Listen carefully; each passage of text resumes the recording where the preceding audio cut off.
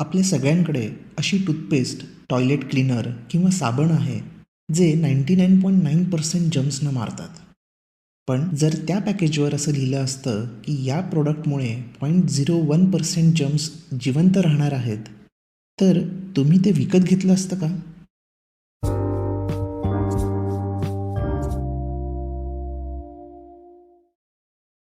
आपल्याला ॲड्स पाहून, वाचून किंवा ऐकून त्या वस्तू विकत घ्याव्याशा वाटतात. ॲडव्हर्टाइजमेंट्समध्ये वापरल्या जाणाऱ्या टेक्निक्स आपल्या थेट मनात घर करतात. कारण जी लोकं या फील्ड्समध्ये आहेत, त्यांना ह्युमन सायकॉलॉजी कशी आहे हे पक्कं माहिती आहे. कुठल्या प्रकारची वस्तू कशा प्रकारे विकली पाहिजे हे त्यांना ठाऊक असतं. एखाद्या इन्शुरन्स कंपनीची ॲड नूडल्सच्या ॲडपेक्षा वेगळी असणार आहे. त्यात वापरले जाणारे शब्द, म्युझिक, चेहरा आणि प्रेझेंटेशन हे कम्प्लिटली वेगळं असणार आहे. कारण आपल्या मनात प्रत्येक रंग, आकार, फॉन्ट, म्युझिक, चित्र, चेहरे यांच्याविषयी काही प्री कन्सिव्ड नोशन्स किंवा पूर्वाग्रह असतात. आणि आपल्या मनावर प्रत्येक गोष्टीचा वेगळा इम्पॅक्ट पडतो. मी काही एक्झाम्पल्स मांडत आहे. त्यात तुम्हाला 2 ऑप्शन्स देईन आणि त्यातला कोणता तरी एक ऑप्शन तुम्ही लगेच निवडा. ओके? पहिला, समजा तुम्ही कॉलेजमध्ये आहात आणि शेवटच्या वर्षी तुम्हाला 2 विषयांपैकी एक विषय निवडायचा आहे. अज्युम करा की ते विषय इकॉनॉमिक्स आणि सायकॉलॉजी असे आहेत. तुम्हाला कन्फ्युजन होत आहे म्हणून तुम्ही तुमच्या प्रोफेसर्सकडून सल्ला घ्यायचा ठरवलात. प्रोफेसर एक्सने तुम्हाला सांगितलं की ज्या मुलांनी इकॉनॉमिक्स निवडलं त्यातल्या 30% लोकांना ए ग्रेड मिळाला. मग तुम्ही प्रोफेसर वायकडे गेलात. त्यांनी तुम्हाला असं सांगितलं की इकॉनॉमिक्स घेऊ शकतोस, पण ज्या मुलांनी इकॉनॉमिक्स निवडलं होतं त्यातल्या 70% लोकांना ए ग्रेड अजिबात मिळालं नाही. तुम्ही मग खरंच इकॉनॉमिक्स निवडाल? प्रोफेसर एक्सने सांगितलं की 30% लोकांना ए ग्रेड मिळाला आहे. तर तुम्हाला ते ऐकून छान वाटलं असेल आणि कदाचित तुम्ही इकॉनॉमिक्स निवडलंसुद्धा असतं. पण जेव्हा तुम्ही प्रोफेसर वायचं उत्तर ऐकता तेव्हा थोडा एक निगेटिव्ह वाईब जाणवतो, राईट? खरं तर दोघांनीही तुम्हाला सेम गोष्ट वेगळ्या रूपात सांगितली आहे आणि आपल्याला बऱ्याचदा त्यावेळेला ते लक्षात येत नाही. 30% मुलांना ए ग्रेड मिळाला याचा ऑब्व्हियस अर्थ असा की 70% मुलांना मिळाला नाही. तरी आपल्याला त्या दोघांनी दिलेल्या उत्तरामुळे कन्फ्यूज व्हायला होतं. दुसरं एक्झाम्पल, तुम्ही नवीन फ्रीज घ्यायला शोरूममध्ये गेलात. तुमचं बजेट आणि काही रिक्वायरमेंट्स तुम्ही त्या सेल्स पर्सनला सांगितलं. आता त्याने किंवा तिने तुम्हाला दोन्ही प्रोडक्ट्सचं फुल स्पेसिफिकेशन सांगितले. अगदी ए टू झेड सगळं, जसं मॅन्युअलमध्ये लिहिलेलं असतं तसं. तर मला नाही वाटत की तुम्ही त्यातला एकही फ्रीज घेऊन शोरूममधून बाहेर पडाल. पण अज्युम करूया की एक सेल्सपर्सन तुम्हाला सॅमसंग चांगला आहे असं सांगत आहे आणि दुसरी सेल्सपर्सन तुम्हाला LG चांगला आहे असं सांगत आहे. तर तुम्ही कोणत्या मुद्द्यांमुळे इन्फ्लुएन्स व्हाल?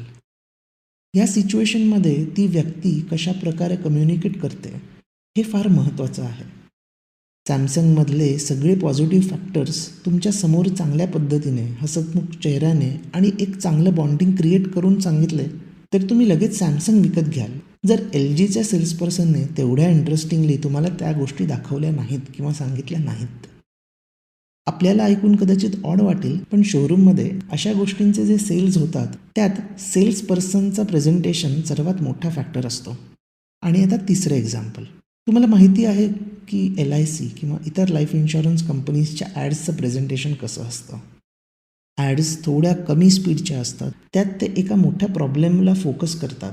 तो लोकांचे एक्सप्रेशन्स, कंपनीचा फॉन्ट आणि लोगो जे एकदम बेसिक असतात त्या फॉन्ट्समधून सिरियसनेस लगेच दिसतो. त्यातलं म्युझिक एकदम सुदिंग असतं, शांत असतं. सो बेसिकली आपल्याला लगेच दिसतं की काहीतरी सिरियस गोष्टी चालू आहेत आणि त्यामुळे आपण या ॲड्सना आणि म्हणून त्या प्रोडक्टला सिरियसली घेतो. या उलट मॅगी नूडल्सच्या ॲड्स, त्यातली प्रत्येक गोष्ट ही मजा आणि पार्टी मूड क्रिएट करते. जर LICची ॲड मॅगीसारखी केली असती तर तुम्ही LIC पॉलिसी विकत घेतली असती का? सायकोलॉजीमध्ये याला फ्रेमिंग इफेक्ट असं म्हणतात. ट्रेडिशनल इकॉनॉमिक्समध्ये असं मानलं जातं की आपल्यासमोर जर 2 गोष्टी ठेवल्या तर आपल्याला त्या वेळेला जे हवं त्याचा आपण रॅशनली म्हणजे तर्कशुद्धपणे विचार करून त्याची निवड करू. पण त्यात या फ्रेमिंग इफेक्टबद्दल काहीच म्हटलेलं नाही आहे. ॲमॉस टोस्की आणि डॅनियल कॅनेमॅन यांनी असं शोधून काढलं की आपल्यासमोर या दोन गोष्टी कशा प्रकारे प्रेझेंट केल्या आहेत यावर आपले सगळे डिसिजन्स अवलंबून असतात. यात आपण रॅशनॅलिटी फारच कमी वेळेला विचारात आणतो. बऱ्याचदा डिसिजन्स हे इमोशनली किंवा सायकोलॉजिकली घेतले जातात. स्मरणशक्तीच्या मर्यादांमुळे तर्कशुद्ध निर्णय घेणे कंटाळवाणे वाटू शकते. गुंतागुंत किंवा कॉम्प्लेक्सिटी टाळण्यासाठी मानवी मेंदू निष्कर्षापर्यंत पोचण्यासाठी नेहमी शॉर्टकट वापरतो. हे शॉर्टकट आपोआप घेण्याच्या मानवी मेंदूच्या प्रवृत्तीला ह्युरिस्टिक्स असे म्हणतात आणि फ्रेमिंग इफेक्ट मागे ह्युरिस्टिक्स हा एक महत्त्वाचा फॅक्टर असतो. ॲड कंपनीज, न्यूज चॅनल आणि पॉलिटिशियन्स यांना ह्युमन सायकोलॉजी आणि त्यातला हा फ्रेमिंग इफेक्ट नीट माहिती असतो. म्हणूनच एकच गोष्ट दोन वेगवेगळ्या व्यक्तींनी आपल्यासमोर मांडली तर त्यावर आपले रिॲक्शन्स वेगळे असतात. अजून थोडे एक्झाम्पल्स. नायकाची वेबसाईट सगळ्यांनी बघितली असेलच. तर त्यांच्या वेबसाईटमध्ये पिंक आणि पर्पल हे मेन कलर्स दिसतात. पण तसंच सेफोरा जी US कंपनी आहे तीही कॉस्मॅटिक्स विकते, त्यांच्या वेबसाईटमध्ये अशा कलर्सचा टेम्पलेट दिसत नाही. युजली पिंक, पर्पल अशा प्रकारचे कलर्स हे फेमिनाईन म्हणजे स्त्रियांना आकर्षित करतील किंवा आवडतील या फ्रेम ऑफ माइंडने अज्युम केले जातात. नायकाने त्यांची वेबसाईट तशी तयार केली आहे, पण सेफोराने तसं केलं नाही. कोणताही लक्झरी ब्रँड घ्या, त्यांचं फॉन्ट, पॅकेजिंग, प्रेझेंटेशनमधून लगेच समजतं की फार लक्झरी ब्रँड आहे. एक्झाम्पलसाठी झारा किंवा अरमानीसारख्या कंपनीजचे फॉन्ट्स बघा, त्यांच्या वेबसाईटवर केलेल्या प्रेझेंटेशन्स बघा, त्यांच्या शॉपिंग बॅग्स बघा. पाहिल्या आपल्या मनात लगेच काही कॅल्क्युलेशन्स किंवा केमिकल्स फिरतात आणि आपल्याला त्यांचा लक्झरीपणा लगेच समजतो. कोणता फॉन्ट कुठे कधी वापरावा यावर डिझायनिंगमध्ये फॉन्ट सायकोलॉजी म्हणून पण एक छोटा भाग आहे. आता जाऊयात इन्व्हेस्टमेंट डिसिजन्सकडे. त्यातही आपण बऱ्याचदा अशा प्रकारचे निर्णय घेतो जे रॅशनल किंवा कॅल्क्युलेटेड नसतात. प्रत्येकाला एखादी व्यक्ती इन्फ्लुएन्शियल वाटते.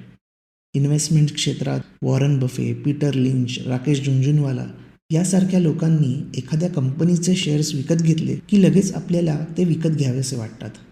या उलट जर एखाद्या प्रामाणिक इक्विटी रिसर्चरने असं सांगितलं असतं की जरी या मोठ्या इन्व्हेस्टर्सने या कंपनीमध्ये गुंतवणूक केली आहे तरी ही कंपनी अवॉइड करा, त्यांचे शेअर्स विकत घेऊ नका, तर कदाचित आपण ह्यावर विश्वास ठेवला नसता. कारण आपल्या मनात ऑलरेडी एखाद्या व्यक्तीचा प्रभाव जास्त आहे. आपण काय चुका करतो किंवा कसे इरॅशनली वागतो यावर काही आर्टिकल्सच्या लिंक्स मी शो नोट्समध्ये दिलेल्या आहेत. तुम्हाला कोणताही निर्णय घ्यायचा असेल तर दोनदा विचार करा आणि स्वतःला विचारा की हा निर्णय कॅल्क्युलेटेड आहे की कोणाच्या तरी इन्फ्लुएन्समुळे आपण हा निर्णय घेत आहोत. थँक्यू.